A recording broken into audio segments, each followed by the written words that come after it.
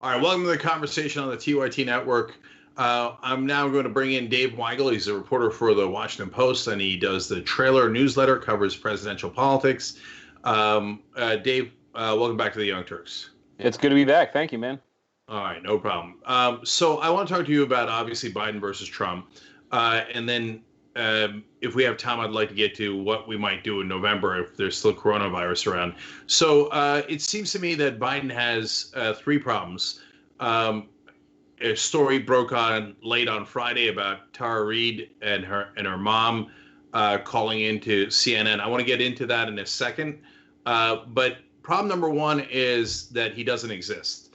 It seems to be Trump versus not Trump at this point. Trump is ubiquitous with these press conferences and saying outlandish things. And Biden seems to have turned into what Trump thinks an F-35 is, invisible.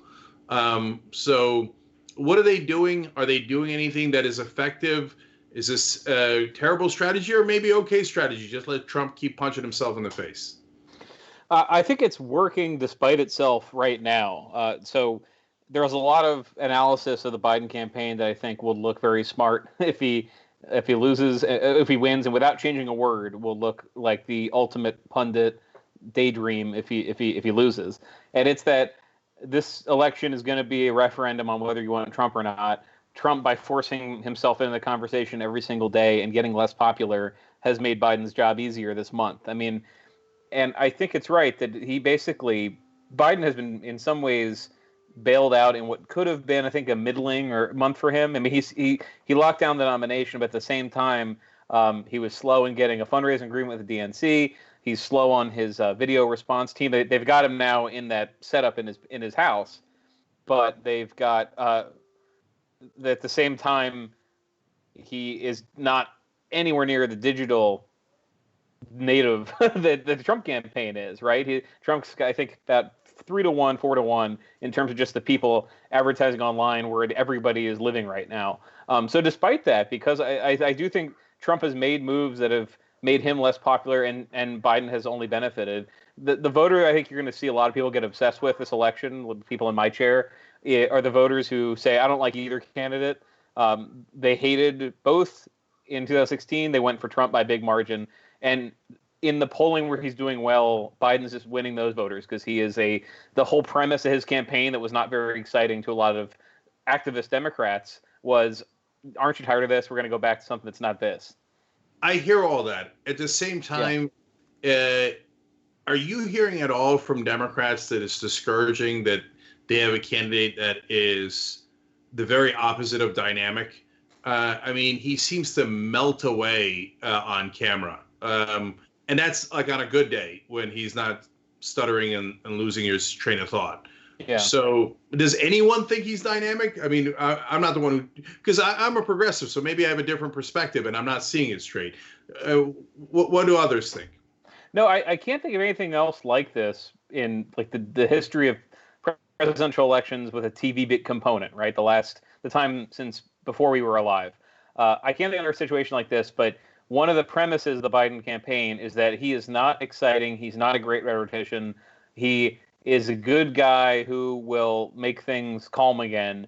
And it's almost a strength. The campaign has put it forth this way, that he is not out, even before this situation where we're all stuck inside, he was not having gigantic rallies. He was not talking for 45 minutes and pounding his fist.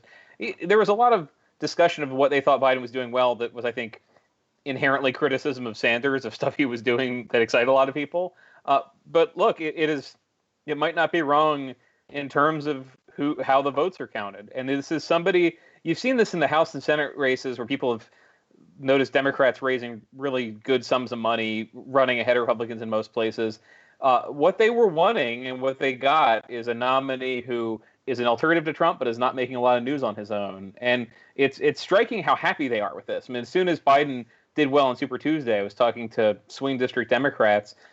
Some were not happy. Some of them were supposedly saying, we would have had a real problem if Bernie was on the ballot, but Biden's somebody people are comfortable with and we're fine. And they're doing their own thing. So they're not worried about him failing to rally and excite people. And to be honest, I can't sit here and tell you in a world where political rallies might not be possible for another month or longer, if that's going to help Biden in the end, I think at the moment it is. He's not demanding people come up to a big rally and having to draw 1,000 while Trump draws 10,000. It has clearly gotten under Trump's skin. This is the reason he was doing so many of these briefings, and that he might scale it back now. Yeah. So Democrats have picked a candidate so unexciting that they're thrilled that he's not getting much press attention. Okay, wonderful. So now let's talk about two problems that might be bigger for Biden. New tape out of Tara Reade's mom back in the early 1990s calling in to CNN's Larry King Live and saying, my daughter sexually harassed by a senator. Basically, I'm paraphrasing here.